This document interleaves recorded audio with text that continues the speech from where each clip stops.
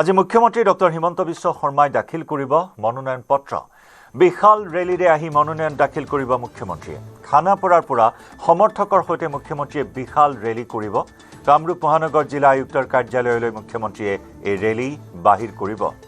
20ৰ পৰা 25,000 লোকে ৰেলী কৰি আহিব খানাপাৰাৰ পৰা কামৰূপ মহানগৰ জিলা আয়ুক্তৰ কাৰ্যালয়লৈ।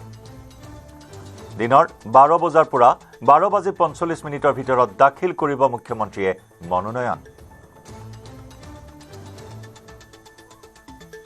জালুকবাৰী সমষ্টিৰ প্ৰাৰ্থী মুখ্যমন্ত্ৰী ডক্টৰ হিমন্ত বিশ্ব শৰ্মাই দাখিল কৰিব মনোনয়ন পত্ৰ। মনোনয়ন পত্ৰ দাখিলৰ বাবে এক আড়ম্বৰপূৰ্ণ আয়োজন চলিছে এই মুহূৰ্তত, য'ত 20ৰ পৰা 25,000 সমৰ্থকে মুখ্যমন্ত্ৰীক সংগ দিব। মন্ত্ৰী বিধায়কসহ 20ৰ পৰা 25,000 সহস্ৰাধিক 20ৰ পৰা 25,000 সমৰ্থকক লগত লৈ খানাপাৰাৰ পৰা কামৰূপ মহানগৰ জিলাৰ আয়ুক্তলৈ এই সমদল বাহিৰ কৰিব। দিনৰ 12 বজাৰ পৰা 12:45 ভিতৰত মুখ্যমন্ত্ৰীয়ে দাখিল কৰিব মনোনয়ন।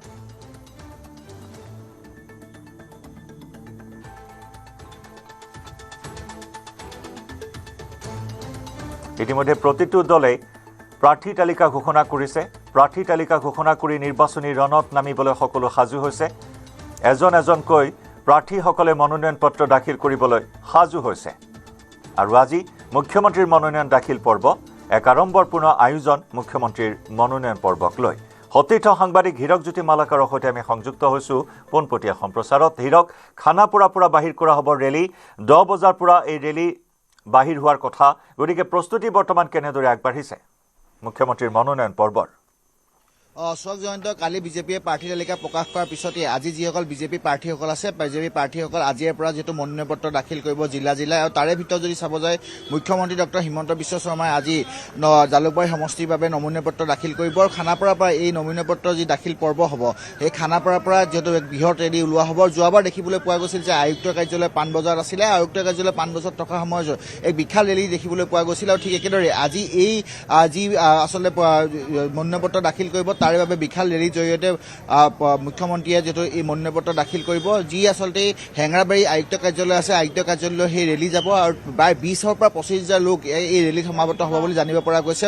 8:30 বজাত যিসকল ৰেলীত যিসকল লোকে অংশগ্ৰহণ কৰিব বা সমৰ্থকসকলে অংশগ্ৰহণ কৰিব, তাৰে বাবে খানাপাৰাত আহি উপস্থিত হোৱাৰ বাবে মুখ্যমন্ত্ৰীয়ে আহ্বান জনাইছে। আৰু প্ৰায় 12:45 10 বজাৰ পৰা ৰেলী কৰি যাব, GS ৰেলী ৰেলী কৰি যাব। ৰেলী কৰি যোৱাৰ পিছতে প্ৰায় 12:45 আচলতে তেওঁ মনোনয়ন পত্ৰ দাখিল কৰিব। আৰু যোৱাবাৰ দেখিবলৈ পোৱা গৈছে যে মনোনয়ন পত্ৰ দাখিল কৰাৰ সময়ত মুখ্যমন্ত্ৰী যিসকল সমৰ্থক আছিল, কেৱল জালুকবাৰী সমষ্টিয়ে নহয়, অন্যান্য যিবোৰ অঞ্চল আছিলে, গুৱাহাটী মহানগৰীৰ সমৰ্থকসকলৰ ভিৰ দেখিবলৈ পোৱা গৈছিল। বা সেই সমৰ্থকসকলৰ লগত লৈ প্ৰায় 20ৰ পৰা 25,000 সমৰ্থকৰ লগত লৈ তেওঁ ৰেলী কৰি যিহেতু জালুকবাৰী সমষ্টিৰ বাবে মনোনয়ন পত্ৰ দাখিল কৰিছিল। ঠিক একেদৰেই এই মনোনয়ন পৰ্ব এইবাৰো তেওঁলোকে আশা কৰিছে যে এইবাৰো 25,000 পৰা 30,000 লোক সমাবেত হ'ব। আৰু বিশেষকৈ যি মনোনয়ন পত্ৰ দাখিল মুখ্যমন্ত্ৰী অনুষ্ঠান বুলি ক'লে বা মুখ্যমন্ত্ৰী মনোনয়ন পত্ৰ দাখিল কৰিব বা এনেকুৱা ধৰণৰ বৃহৎ ৰেলী বুলি ক'লে আৰক্ষী প্ৰশাসন কটকটীয়া নিৰাপত্তা ব্যৱস্থা দেখিবলৈ পোৱা যায়। ঠিক একেদৰে এয়া দেখিছে আপুনি, মই খানাপাৰাত উপস্থিত আছোঁ। আৰু খানাপাৰাৰ আজি খেলপথাৰ বাহিৰত এইদৰে যিসকল আৰক্ষী বাহিনীৰ লোকসকল আছে, লোকসকলক এনেদৰে মোতায়েন কৰা হৈছে। ক'ত কেনেকৈ থাকিব লাগিব বা যিহেতু এক বৃহৎ ৰেলী হ'ব আৰু ৰেলীৰ বাবে 20-25,000 লোক সমাবেত হ'ব, তাৰ বাবে আচলতে কেনেকুৱা যাৱতীয় ব্যৱস্থা গ্ৰহণ কৰিব লাগে, তাৰ বাবে ইতিমধ্যে পৰামৰ্শসমূহ দি থকা বা ট্ৰেফিক ইনষ্ট্ৰাকশ্যনসমূহ যিবোৰ আছিলে, সেই ইনষ্ট্ৰাকশ্যনসমূহ দি থকা এই মুহূৰ্তত দেখিবলৈ পোৱা গৈছে। কেৱল মুখ্যমন্ত্ৰী এই নমুনীয় পত্ৰ দাখিল পৰ্বত যিহেতু ৰাজ্যিক বিজেপিৰ সভাপতি দিলীপ শইকীয়া উপস্থিত থাকিব, লগতে যিসকল কেইবাজনো মন্ত্ৰী উপস্থিত থাকিব বুলি জানিব পৰা গৈছে। আৰু বিজেপি যিসকল কাৰ্যকৰ্তা আছে, বিজেপি কাৰ্যকৰ্তাসকলো এই ৰেলীৰ যি আচলতে শৃংখলাবদ্ধভাৱে হয়, তাৰ বাবে সকলো ধৰণৰ ব্যৱস্থা গ্ৰহণ কৰিব। আৰু বিশেষকৈ আজি মুখ্যমন্ত্ৰীৰ লগতেই মই ক'ব বিচাৰিম যে মন্ত্ৰী অজন্তা নেওগে গোলাঘাটত মনোনয়ন পত্ৰ দাখিল কৰিব বা যিসকল আচলতে প্ৰাৰ্থী আছে, বিজেপি প্ৰাৰ্থীসকলে কিছু সমষ্টিৰ যিসমূহ জিলা আছে, জিলাত মনোনয়ন পত্ৰ দাখিল কৰিব। আৰু এয়া দেখিছে, আমি দেখাই আছোঁ খানাপাৰাৰ পৰিৱেশ দেখাই আছোঁ, যিবোৰ আচলতে নীতি নিৰ্দেশনা তেওঁলোকক দিয়া হৈছে, কেনেকৈ আচলতে ৰোডৰ ক্ষেত্ৰত বা ৰাস্তাৰ ক্ষেত্ৰত কি কেনেদৰে তেওঁলোকে ৰেলীটো লৈ যোৱাৰ সময়ত কেনেকৈ লৈ যাব লাগিব বা কেনেকৈ কি কৰিব লাগিব, এই বিষয়ে যিহেতু এই মুহূৰ্তত পৰামৰ্শ দি থকা হৈছে। আৰু মুখ্যমন্ত্ৰী যিকোনো এটা ৰেলী যদি চাব যায়, সেয়া জন আশীৰ্বাদ যাত্ৰাই হওক বা মনোনয়ন পত্ৰ দাখিল কৰাৰ পৰ্বই হওক, যে দেখিবলৈ পোৱা যায় যে অজস্ৰ লোকৰ ভিৰ দেখিবলৈ পোৱা যায়। কাৰণ মুখ্যমন্ত্ৰীগৰাকীক এবাৰ ওচৰৰ পৰা চোৱাৰ বাবে সকলোৰে হেঁপাহ থাকে। থাকে বা ফটো এখন মৰাৰ বাবে সকলো হেঁপাহ থাকে আৰু সেই অনুসৰিও আজিও এক জি এছ ৰোডৰ এই যি খানাপাৰাৰ পৰা যি সময়ত আচলতে ৰেলী বাঢ়ি কৰা হ'ব সেই ৰেলীৰ সময়ত কিন্তু এক অভাৱনীয় আচলতে সমৰ্থকে ভিৰ কৰিব সেয়া এক প্ৰকাৰ নিশ্চিত আৰু প্ৰায় 20ৰ পৰা 25,000 লোক সমাবেত হোৱাৰ কথা জানিব পৰা গৈছে আৰু এই 20ৰ পৰা 25,000 লোকেৰে সমদল কৰি তেওঁলোকে বা ৰেলী কৰি তেওঁলোকে মুখ্যমন্ত্ৰীয়ে মনোনয়ন পত্ৰ দাখিল কৰিব। নিশ্চয় হীৰক আপুনি কোৱাৰ দৰে যি আমি চাওঁ জন আশীৰ্বাদ যাত্ৰা যি প্ৰথম পৰ্যায়ৰ 9টা সমষ্টিক সামৰি জন আশীৰ্বাদ যাত্ৰা কৰিছিল তেতিয়াও জনসমুদ্ৰৰ সৃষ্টি হৈছিল ঠিক সেই জনসমুদ্ৰৰ আজি সৃষ্টি হ'ব খানাপাৰাৰ পৰা জিলা আয়ুক্তৰ কাৰ্যালয় অভিমুখে ৰাওনা হ'ব এই ৰেলী আৰু ইয়াৰ লগে লগে মুখ্যমন্ত্ৰীগৰাকীৰ এই আড়ম্বৰপূৰ্ণ ৰেলীৰ জৰিয়তে শাসকীয় বিজেপি দলে যেন ৰণত নমাৰ এক ৰণদুন্দুভি আজি বজাব মুখ্যমন্ত্ৰীৰ এই মনোনয়ন পত্ৰ দাখিল পৰ্বৰ জৰিয়তে।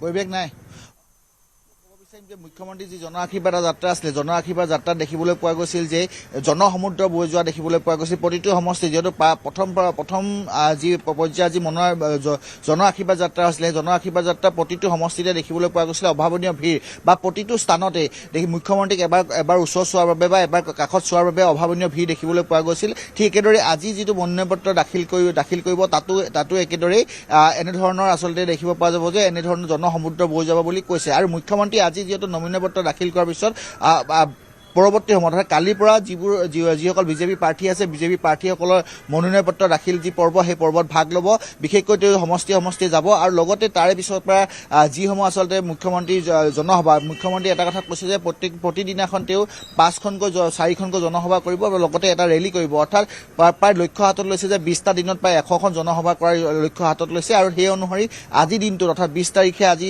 20 মাৰ্চত মনোনয়ন পত্ৰ দাখিল কৰিব দাখিল কৰাৰ পিছতে পূৰ্ণোদ্যমে নামি পৰিব মুখ্যমন্ত্ৰী ডক্টৰ হিমন্ত বিশ্ব শৰ্মা আৰু বিজেপি যিহেতু চাবলৈ যায় কোনো এটা যিকোনো নিৰ্বাচনে হওক বিধানসভা লোকসভা বা পঞ্চায়ত নিৰ্বাচনতে হয় প্ৰতিটো নিৰ্বাচনতে নিশ্চয় প্ৰচাৰ অভিযানেৰে চমক সৃষ্টি কৰি আহিছে মুখ্যমন্ত্ৰী হিমন্ত বিশ্ব শৰ্মাই আৰু ঠিক তেনেদৰে কালিও সংবাদমেলত মুখ্যমন্ত্ৰীয়ে কৈছে যে 100খন জনসভাত অংশগ্ৰহণ কৰাৰ সংকল্প লৈছে বা পৰিকল্পনা গ্ৰহণ কৰিছে নিৰ্বাচনী প্ৰচাৰ অভিযানত নামিবলৈ মুখ্যমন্ত্ৰীগৰাকী আৰু আজি সেই অভিযান আৰম্ভ হ'ব এই ৰেলীৰ জৰিয়তে মনোনয়ন পত্ৰ দাখিলৰ জৰিয়তে। ধন্যবাদ হীৰক।